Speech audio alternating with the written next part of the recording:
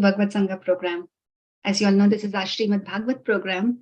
And in this program, we read the prayers of the pure devotees to the Supreme Lord. And the current theme, which we have in BhagavatSanga, is Lord Kapila Dev's prayers describing the beautiful form of the Supreme Lord. This is in Srimad Bhagavatam, Canto 3, chapter 28, from verse 21 to 33. Today, we have a very wonderful devotee, Kesavapani Prabhu, who will be presenting the verses and his realizations. Hare Krishna, Prabhu. Yeah, Hare Krishna, everyone. Hare Krishna, Vinamataji, thank you. I'll start with the prayers. Om Namo Bhagavate Vasudevaya. Om Namo Bhagavate Vasudevaya. Om Namo Bhagavate Vasudevaya. Om Jnanandatimirandasya Jnananjanashalakaya Chakshur Unmilitam Yena Tasmai Shri Gurave Namaha. Shri Chaitanya Manobishtam Stapitam Yena Bhutale Swayam Rupa Kadamahyam Dadati Swapadankitam. He Krishna Karuna Sindhu Dina Bandho Jagatpate Gopesha Gopika Kanta Radha Kanta Namostute. Om Namo Bhagavate Vasudevaya. Today we're going to talk about Kapila Deva's instructions on the devotional service. So the slokas from we are talking about. So the first, I want to talk about Kapila, sage Kapila. So he is the incarnation of Krishna himself. So he's the Supreme Personality of Godhead himself. So the pretext to this, to the verses of the importance of devotional service, what is the scene set before how it started is like the Kardam Muni. So Kapila Maharshi is the son of Kardam Muni and Devahuti, and Kardam Muni left to forest, and so Lord Kapila, he is responsible to take care of his mother. So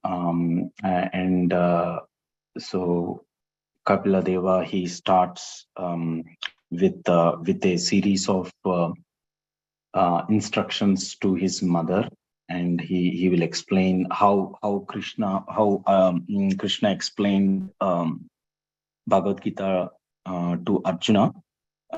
So in lot of commentaries it is mentioned that it is a similar fashion. Kapila Deva gave instructions to his mother Devahuti, and it is very important realization, and we can like all the verses, all the texts are very, very important. And so today, so from text 21 we'll start, but before text 21, so Lord Kapila Deva instructions is like how a devotee should fix the mind, should talk about in devotional service, how we should excel. So so in the text 21, so Lord Kapila Deva, he instructs here that a devotee should fix his mind on Lord's lotus feet. So, and he explains about he explains in that shloka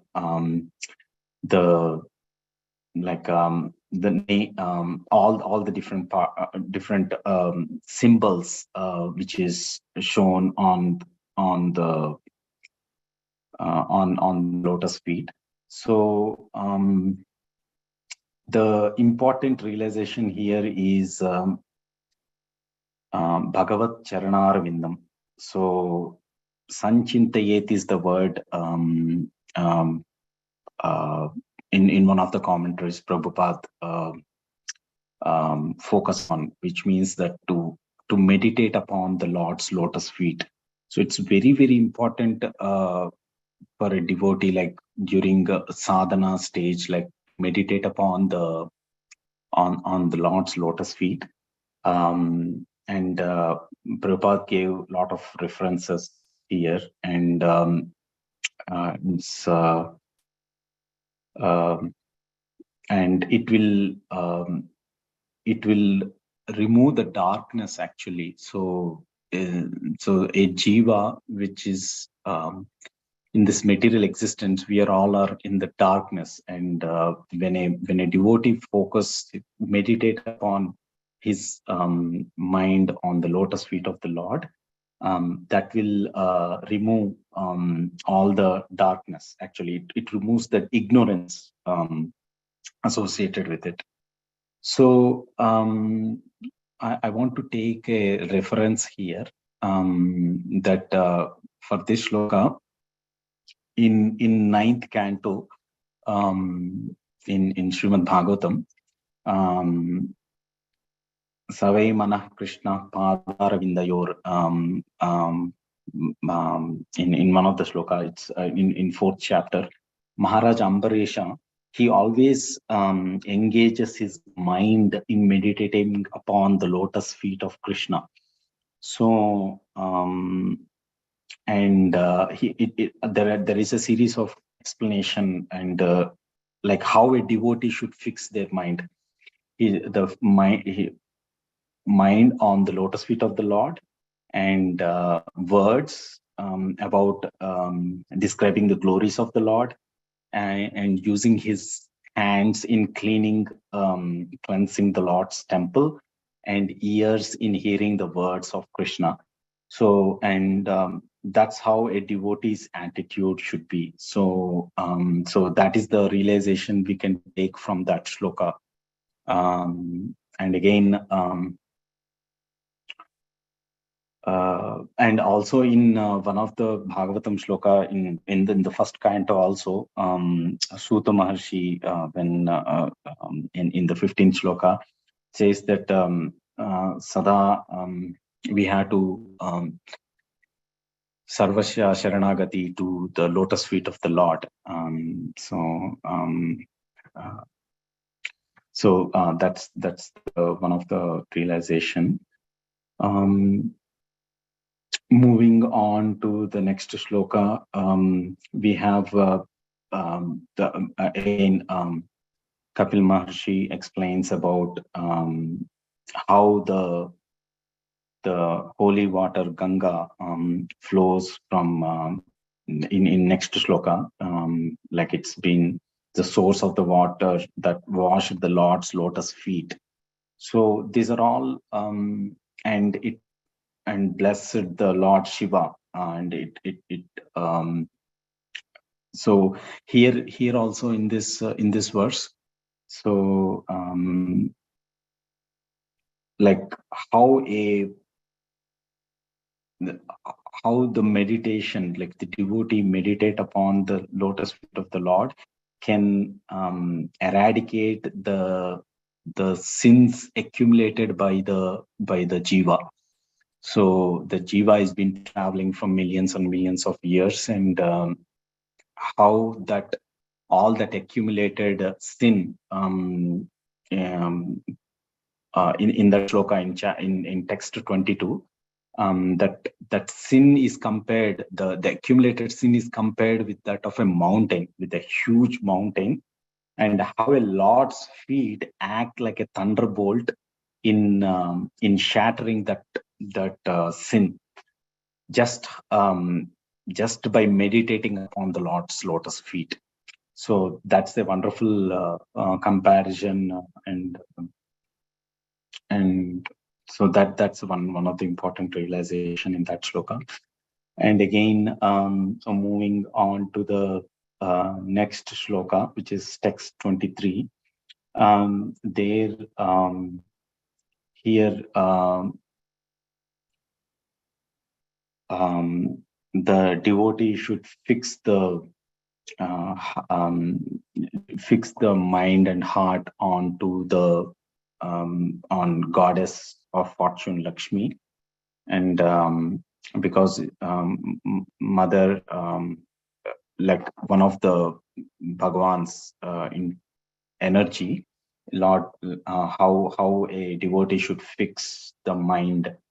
When I was reading this shloka, I was thinking of the Lord on the spirit on the spiritual ocean, and how Mata like Lakshmi is serving Bhagavan, Supreme Personality of Godhead, and and here it's it's all about meditating upon these realizations. All these realizations are very, very important when we are doing chanting. So how it is applied to our day-to-day life is, a devotee should always fix his mind on the wonderful pastimes of the Lord, Supreme Personality of Godhead, and Satatam Chintayami, like you have to think and always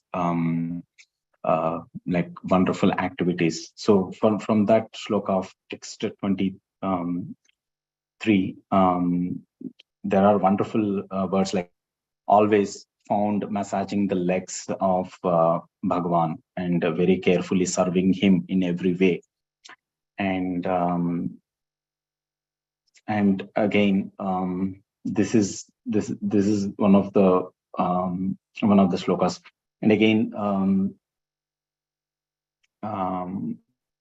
in text 4, that text 23 and 24 mostly focus on the on personality of Godhead, and how he was carried by Garuda, and all the the personality of Godhead, how we can extract the contemplate on the various forms of Supreme Personality of Godhead. So again, the next shloka which we can like the yogis should meditate upon in text 25 is the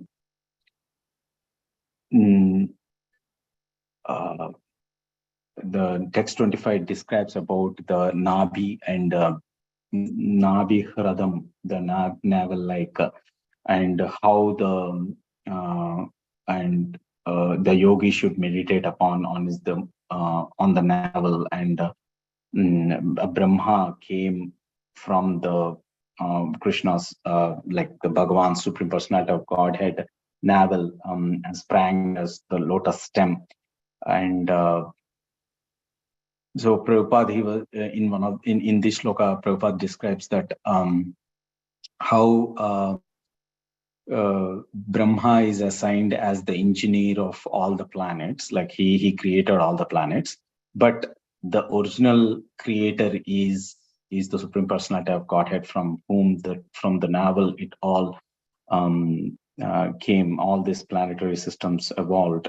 So so there is one more reason how a yogi should meditate upon, and even though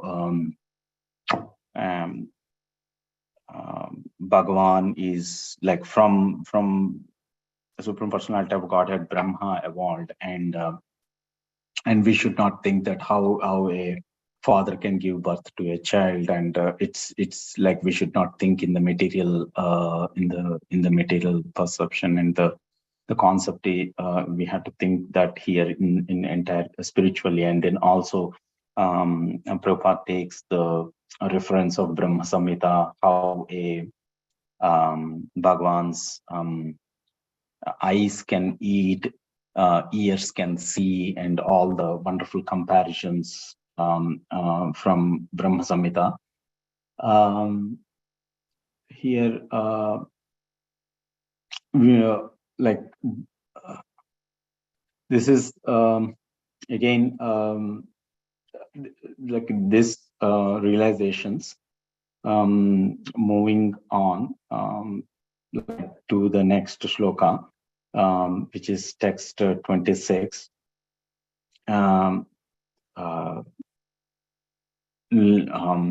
The yogi should meditate upon the chest of Bhagavan, which is Srivatsa and Kaustubam, Kaustuba jewel, gem, and how the Vedas explained, and like constantly we should think here. One of the realizations, what I think is, like, again, it is from the Prabhupada only, Prabhupada's description commentary only, that a devotee should like should start seeing from the lotus feet to above, that the Archaka Vigraha, where to find out various ways in meditating upon the Lord. Like, instead of seeing the entire Vigraha at a time, we had to see each limb of Bhagwan to get more concentrated upon, like to fix the mind. So Kapila Maharshi here, in all the previous shlokas above, and also in this shlokas, Kapila Maharshi explains a lot on how a devotee should sit, how a devotee should focus his mind, meditate upon Bhagavan, and like each limb, his eyes, his eyebrows. Again, it comes in the next slokas, how important is the eyebrows, and his wonderful smile, and also coming back to the Archaka Vigraha, like his eyes, his shoulders, his smile, and his navel. So all these parts will give focus on, like, the devotee, especially who's in the sadhana stage. These verses are like a light in the darkness, where if we continuously meditate upon, as Prabhupada mentioned, like if a devotee meditate upon, will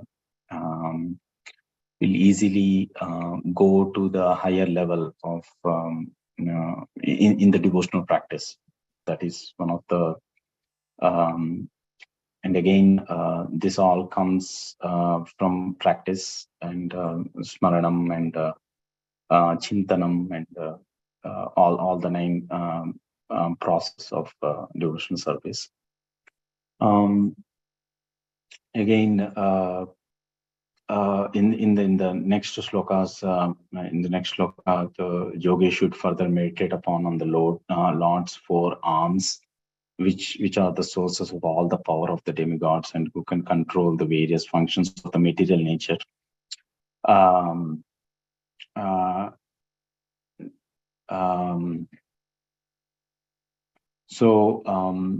Like all the, like, one of the, like, Bhagavan always carries, like, the in one hand conch, and one hand he holds the Sudarshan Chakra. He in various forms, in various it's all how a devotee should meditate and think of the effulgence which comes out of the Bhagavan. In particularly in one of the shlokas, one of the shlokas, actually, I think in text 30, actually, where the yogi meditated upon the beautiful face of the Lord. and lotus-like eyes and dancing eyebrows. So that's one of the this one which I was talking about earlier, and especially the snigdha smita, like smile, Lord's eyes. A devotee should contemplate upon with full devotion, where it will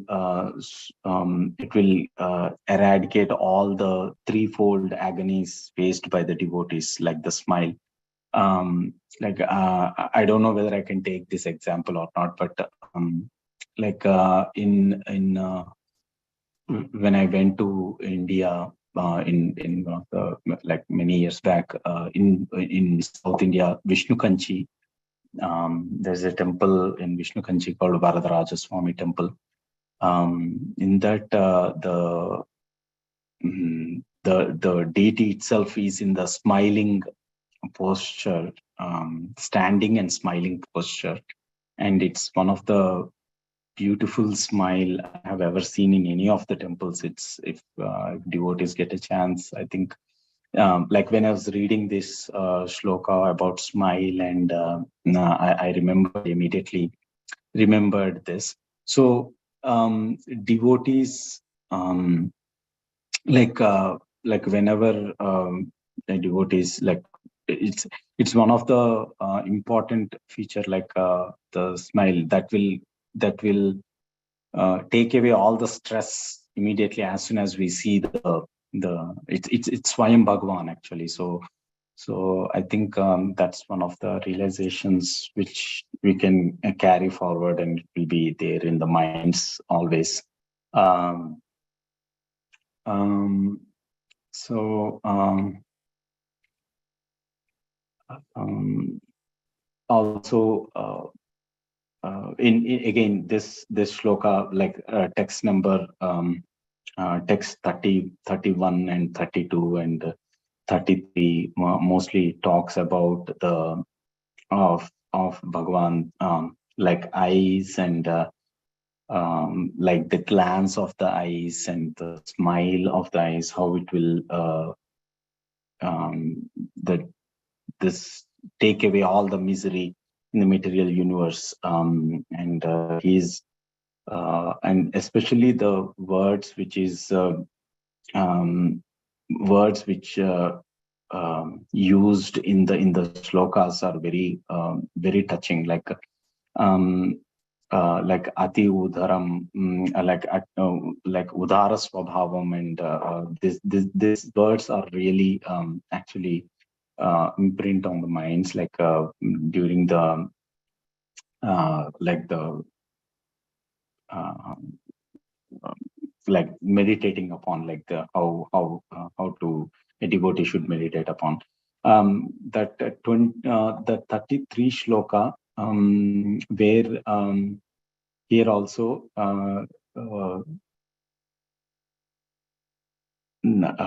like a devotee should meditate upon the laughter of Lord Vishnu. The laughter of Vishnu is so captivating that it can be easily meditated upon. And when the Supreme Lord is laughing, here again explains about how the smile and like how a devotee should visualize the Lord and his smile. And again, eyes and smile, it's all very important. Like a devotee should, like entire this the 21 to 33 sloka realization, to sum up, is like a devotee should, while doing chanting especially, avoid the 10 offenses of chanting, like to bring back the mind whenever it is deviating. This shlokas will help actually to bring back the mind, especially like when, like in if you travel also, if a devotee travels also, like whenever we go to Vishnalayas and the all the temples, we should particularly focus on how the deity and how the posture is. That way, that will help our memory to bring back again. Is this? I don't know whether we can take it or not. Again, in one of the temple in Tamil Nadu in South India, we have a wonderful temple called Sri Rangam.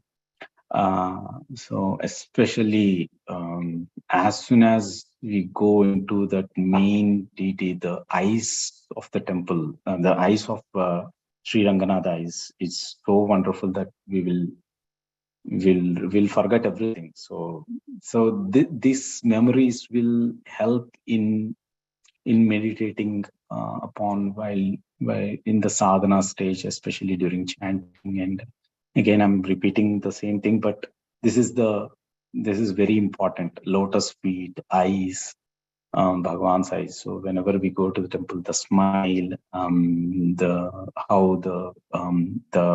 alankara of Bhagwan is very important, and that attracts the devotee to. It's not deity, actually. It's Swayam Bhagwan. He's standing there in the form of Archa Vigraha, and we should be. Whatever the actions we do in the temple is, there have to be we should think in the mind that yes, Bhagavan is watching us, and that way it will that will elevate the devotee and the sadhana. So that's what I want to. So I want to stop here, and I'm sorry if I make any mistakes, and I truly apologize ahead.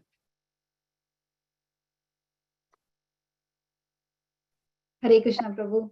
That was very nice, Prabhu. Very nicely you summarized all the verses, these which describe the beautiful form of the Lord, and you emphasized the point very nicely that Lord has a form, and we have to focus on the form, and that helps in chanting, because ultimately the goal is to think of Krishna all the time, and these prayers would help us in chanting.